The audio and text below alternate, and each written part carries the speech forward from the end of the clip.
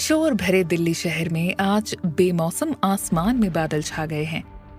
बादलों की गड़गड़ाहट के साथ बारिश भी कुछ ही देर में शुरू हो चुकी थी। वीर अपने घर के लिविंग रूम में सोफा पर बैठा हुआ था। दिखने में वीर काफी हैंडसम है। वो एक 25 साल का यंग और डैशिंग लड़का था, जिस पर कॉलेज की सभी लड़कियां मरती थीं। कारण था, एक तो वो दिखने में काफी हैंडसम था और दूसरा वो हम्बल होने के साथ साथ ही पढ़ाई में काफी इंटेलिजेंट था। वो जामिया से मास कम्युनिकेशन की पढ़ाई कर रहा था। आरोही यार, कितना वेट कराओगी? 8 बज गए हैं। अब तक तो तुम्हें आ जाना चाहिए था। वो घड़ी की तरफ देखकर बुदबुदा रहा था। आज उसने अपनी दोस्त आरोही को अपने घर बुलाया था। हालांकि पहले आरोही ने उसे कहीं बाहर चलने के लिए बोला था, लेकिन उसने अपने घर ही डिनर के लिए उसे मना लिया। इस दौरान उसने आरोही से ये भी कहा कि वो उससे कुछ पर्सनल बात करना चाहता है। ऐसे में आरोही मान गई। कॉलेज में वीर की एक ही दोस्त थी और वो कोई और नहीं बल्कि आरोही थी। बाकी किसी से वो पर्सनल रिश्ते नहीं रखना चाहता था। आरू, मैं आज तुम्हें अपने दिल की बात बता देना चाहता हूँ। आज 2 साल हो गए हैं हमें मिले, लेकिन पता नहीं क्यों मैं चाहकर भी अपने दिल की बात तुम्हें बता नहीं पाता हूँ। एक अजीब सा डर लगता है मुझे तुम्हें बताने में। पता नहीं क्यों मुझे रिजेक्शन का डर लगता है। कहीं मेरे प्यार की वजह से मैं तुम्हारी दोस्ती ना खो दूं। यही सोचकर मैंने आज तक तुम्हें अपने दिल की बात नहीं बताई, लेकिन अब मैं खुद को रोक नहीं पा रहा हूँ। वीर अपने फोन में आरोही की पिक को देख रहा था, जिसमें आरोही ने उसे पीछे से गले लगा रखा था और वो जोर जोर से हंस रही थी। वीर के चेहरे पर केक लगा हुआ था, यानी वो उसके बर्थडे की पिक थी। वो उसी के बारे में ही सोच रहा था। इधर दूसरी तरफ आरोही टैक्सी से नीचे उतरती है। बाहर बादलों की गड़गड़ाहट के साथ रिमझिम बारिश हो रही थी।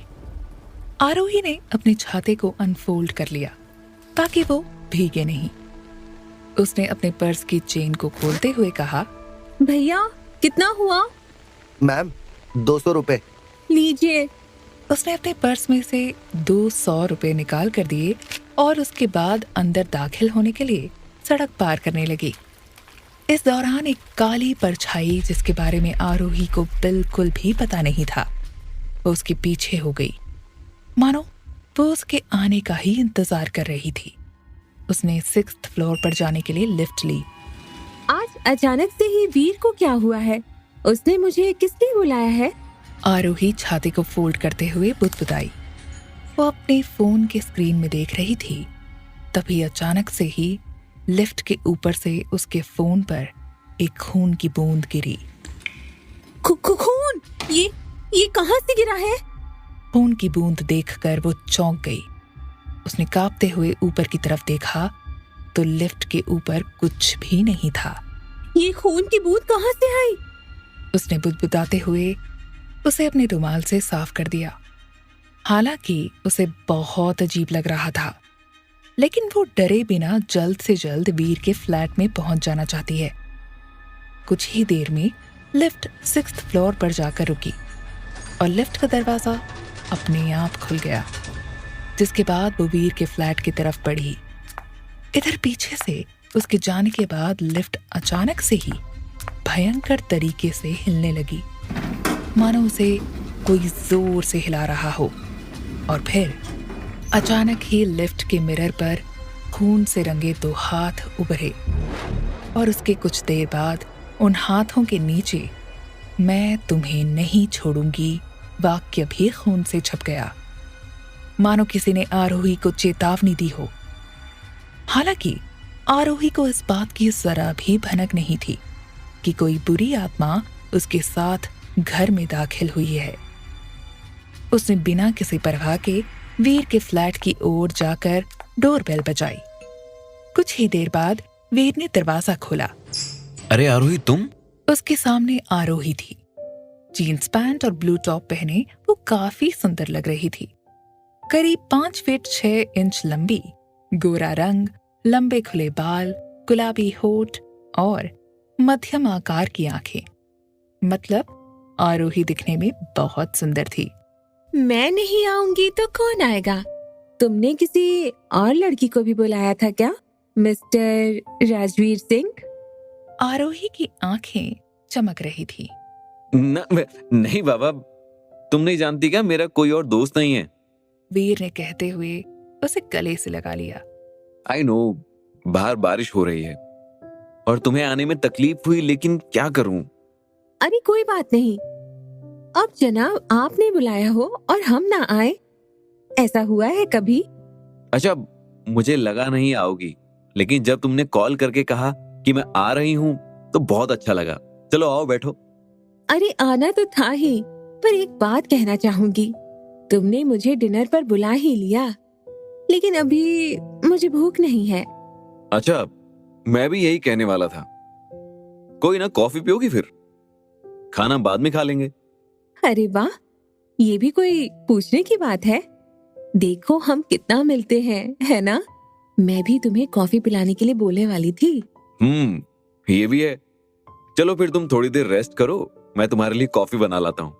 वीर ये कहकर किचन की तरफ जाने लगा। अरे तो मैं भी साथ में चलती हूँ ना।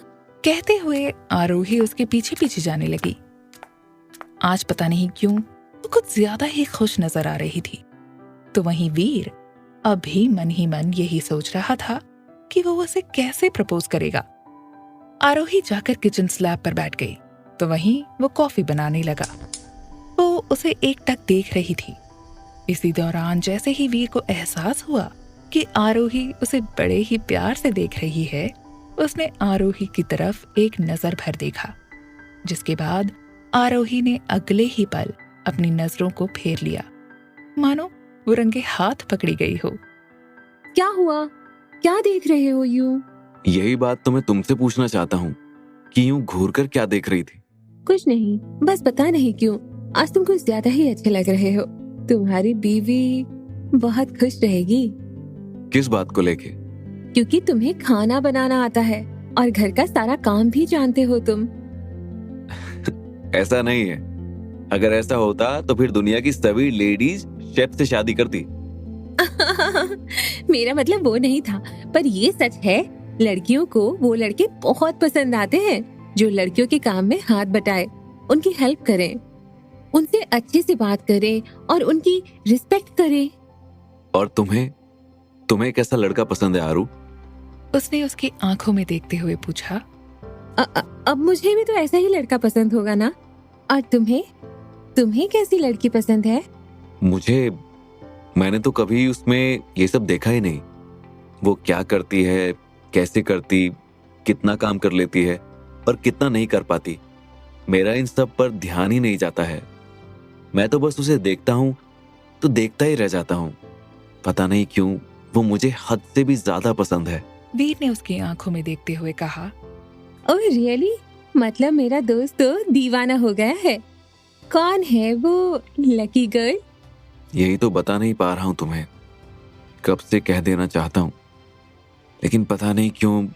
अरे मुझे बता दो, मैं उस लड़की को बोल दूंगी हाँ कर दे। और भला वो क्यों नहीं हाँ करेगी? तुझमें कमी भी क्या है? वो स्लैब से उतरकर उसके बिल्कुल पास आ गई।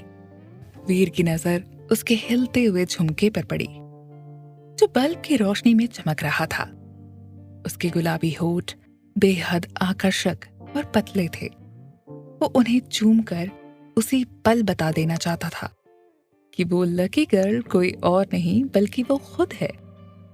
जब कई देर तक वीर उसको यूं ही घूरता रहा तो आरोही ने फिर से उससे पूछा। बोलो वीर, कौन है? क्या तुम सच में किसी लड़की से प्यार करते हो या सिर्फ मजाक कर रहे हो? हाँ बाबा, सच में। I love her very much. तो बताओ फिर कौन है वो, मैं भी जानना चाहती हूँ। आरोही ने जैसे ही कहा, वीर को महसूस होने लगा कि आरोही उससे प्यार नहीं करती है, और ऐसे में अगर उसने उससे कहा कि वो उसे प्यार करता है तो हो सकता है आरोही उसके प्यार को ठुकरा दे। वो यही सोच रहा था, तभी एक बार फिर आरोही ने उस पर दबाव बनाया। बोलो वीर, तुम किससे प्यार करते हो? उसका नाम क्या है? लेकिन पता नहीं क्यों वीर का मन नहीं कर रहा था वो उसे कुछ भी बताए। आखिर क्या वीर आरोही से अपने प्यार का इजहार कर पाएगा? क्या आरोही उसके प्यार को एक्सेप्ट करेगी? और आखिर क्या वजह है जो उस बुरी आत्मा ने आरोही का पीछा किया? क्या है इसके पीछे का रहस्य?